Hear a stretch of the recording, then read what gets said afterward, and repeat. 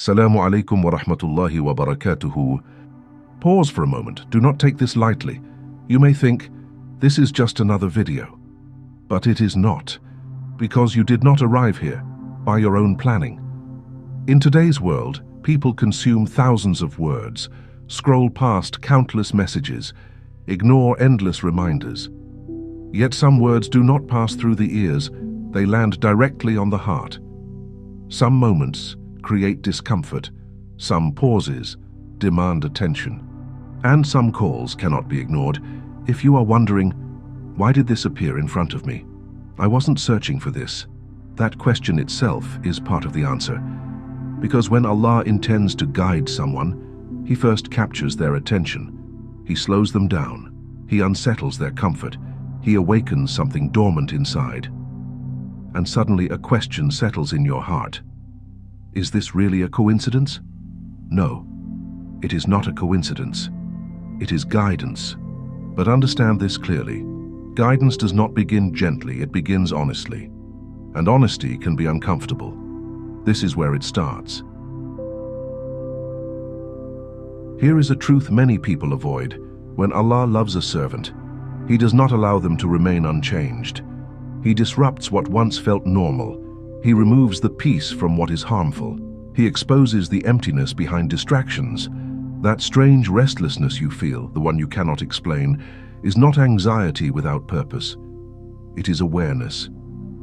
You begin to feel unsettled by things that once satisfied you. Your heart no longer feels full, even when your hands are. This is not punishment. This is mercy. Because if Allah were displeased with you, He would leave you comfortable in heedlessness. He would allow you to sleep peacefully while drifting further away. But instead, He wakes you up. And that awakening is not always gentle. Sometimes it arrives as confusion, sometimes as discomfort, sometimes as a silent heaviness that words cannot describe. Let me interrupt your thoughts for a moment. Ask yourself honestly, if nothing was wrong, why does your heart feel restless? If everything was fine, why does this message feel personal? That discomfort is not rejection. It is an invitation. An invitation to look inward. An invitation to question your direction. An invitation to return. And here is the unsettling realization. Guidance often begins when life stops making sense. So ask yourself, if this is guidance, what is Allah trying to pull you away from? Do not answer yet. Inside every human being there is a silent struggle, not between people, not between opinions, between the nafs and the soul.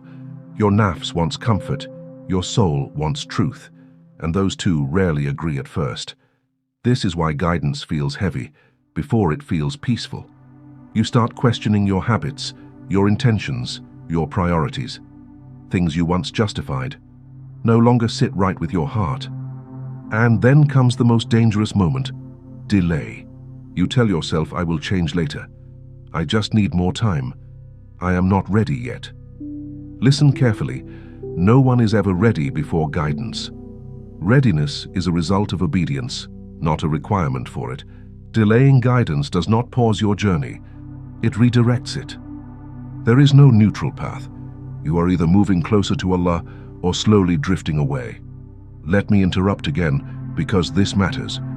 If your soul were taken tonight, would you say, I was responding? Or, I was postponing? That question has weight. But here is the hope. Allah does not guide to destroy, He guides to protect. Guidance does not promise ease, it promises meaning. And meaning is worth the struggle. So if you feel torn, conflicted, or unsettled, know this, you are not lost, you are being called.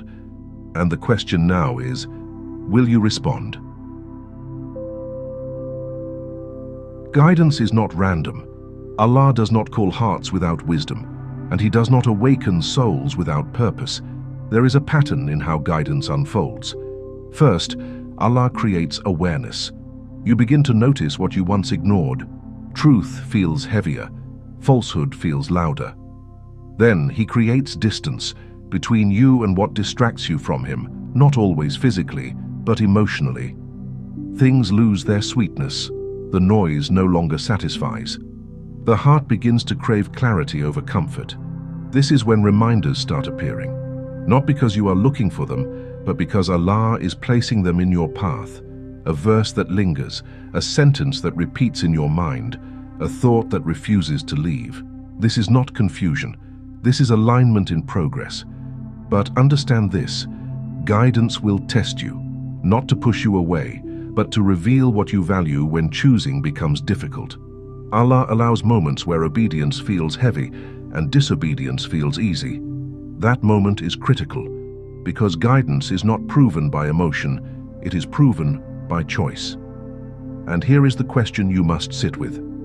If Allah is guiding you, are you willing to follow even when it costs you something? Every form of guidance demands a response. Not loud words, not public declarations. A quiet, sincere surrender. To say, "O Allah, I hear you. O Allah, I trust you. O Allah, lead me, even when the path feels unfamiliar." Guidance does not ask you to be perfect. It asks you to be honest. Honest about your weaknesses. Honest about your need. Honest about your dependence on Allah. When you stop resisting, peace begins. Not because everything becomes easy, but because your heart stops fighting its creator. If Allah is guiding you, He is not trying to take something away from you. He is trying to give you something greater. Clarity, purpose, direction, and protection from a life that looks full but ends empty. This moment matters, not because of these words, but because of what stirred within you as you listened. That stirring is not coincidence. It is mercy. So respond with sincerity. Respond with action. Respond before the heart hardens again. Because guidance is a gift, and gifts are not offered forever. May Allah keep our hearts firm. May He guide us completely. May He never leave us to ourselves. Assalamu alaikum wa rahmatullahi wa barakatuhu.